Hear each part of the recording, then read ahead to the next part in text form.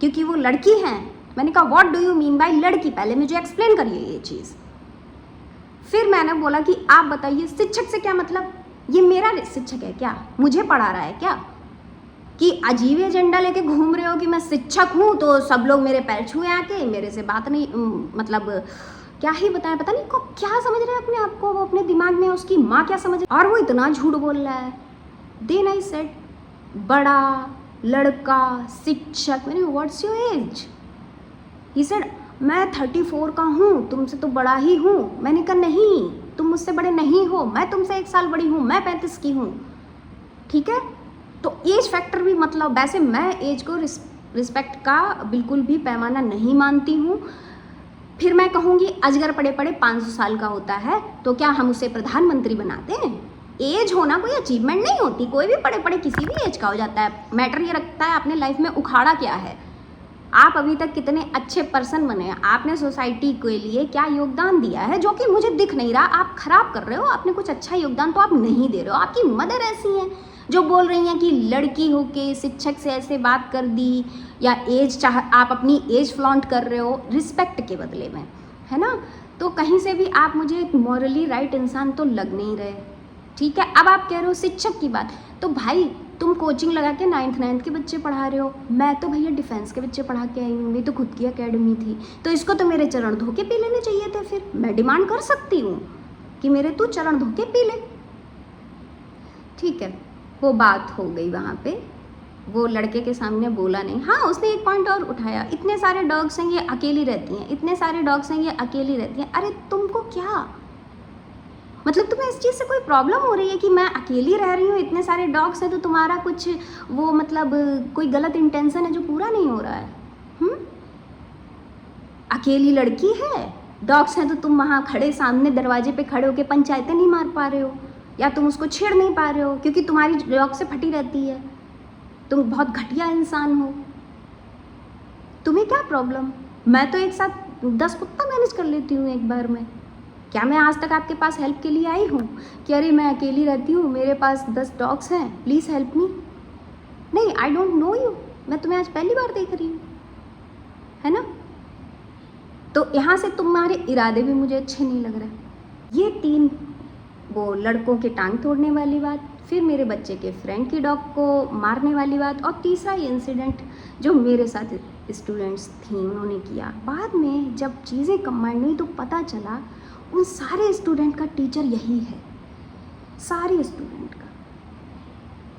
मतलब ये अपनी कोचिंग में बच्चों से बोलता है कि जानवर बेकार की चीज़ें होती हैं, सोसाइटी में डॉग्स को नहीं होना चाहिए, इन सबको मार देना चाहिए, नगर पालिका को इनको उठा के कहीं डंप कर देना चाहिए। आज ही वो अपने स्टूडेंट्स में एम्पथी, सिंपैथी, इंसानियत सब खत्म करता जा रहा है। और इस शिक्षक के पास 1 घंटे बैठ के भी स्टूडेंट्स क्या बनेंगे? Future criminal, future rapist. And इस आदमी को भी, मुझे कोई डर नहीं है ये बोलने में, इस आदमी को भी अगर मौका मिल गया ना तो ये किसी भी लड़की का रेप कर देगा। घटिया आदमी है वो। और जो लोग क्रिमिनल होते हैं, मर्डरर होते हैं, रेपिस्ट होते हैं, वो घटिया होते हैं, ये कोर होती है उनकी। भी मेरी जो है वो इस वक्त इलाहाबाद गई हुई है क्योंकि उसको थोड़ा ओपन स्पेस चाहिए था, और वो मुझसे, मैं उसे बहुत प्यार करती हूँ बट वो मुझसे उतना प्यार नहीं करती, वो निखिल से ज़्यादा प्यार करती है। ऑब्वियसली डॉग्स में भी ये होता है कि जो फीमेल होती है वो मेल ओनर को ज़्यादा प्यार करती है और बुली एक को ही ओनर मानती हैं अपना। निखिल इलाहाबाद रहता है तो बुली मेरे पास उतना खुश नहीं रह रही थी, तो उसकी खुशी के लिए मैंने उसे इलाहाबाद निखिल के साथ जाने दिया कि ठीक है भाई, तू वहाँ खुश है, तू वहीं खुश रह ले, मैं यहाँ से देख के खुश रहूँगी कि चल तू खुश है, मैं वीडियो कॉल पे देख लूँगी। अभी मेरे पास छोटे छोटे 3 बच्चे हैं, 2 पमेरियन, एक मेरा 2 जिसके नाम से मैं अपनी, और भी जो सबसे ज़्यादा पोस्ट होती है, मेरी आईडी भी 2 के ही नाम पे है। तो मेरे पास जो है 3 ही डॉग्स हैं जिनको मुझे कभी बाहर निकालने की भी नीड नहीं पड़ती है, मैं उन्हें छत पे छोड़ देती हूँ या पोर्च में छोड़ देती हूँ। इतने दिन बाद मेरे घर की डोरबेल बजती है, दरवाज़ा खोलती हूँ, वो आदमी खड़ा हुआ मिलता है कि इतने सारे कुत्ते हैं, मुझे बाहर से निकलने में डर लगता है। मेरे ओनर कह रहे कितने कुत्ते हैं? मैंने कहा 3 हैं। क्यों रखे हो? नहीं रख सकती। मैंने कहा मैं 3 नहीं, मैं 300 रख सकती हूँ। बोले तो लाइसेंस दिखा दो। रेस्क्यू डॉग है, मेरे पास पूरा राइट है रखने का। तुमको ये फालतू के पुलिस के जो भी लफड़े हैं, ये फर्जी लॉ तुमको पढ़ा कौन रहा है? शिक्षक अपने नाम के साथ तो जस्टिफाई कर ले, मूर्ख इंसान तू। बोलता है मैं पुलिस बुला लूँगा। मुझे वहाँ पे उस चीज़ से बहुत गुस्सा आई। मैंने कहा ठीक है, अब जो भी सेटलमेंट है ना, तू पुलिस से ही करवा ले। मैं अब तो इस बात पे ही अड़ी हूँ कि अब तो पुलिस ही आएगी। मैं कह रही हूँ भगवान बुला तू, और मेरे एक भी कुत्ते को हाथ कोई लगा दे, एक भी।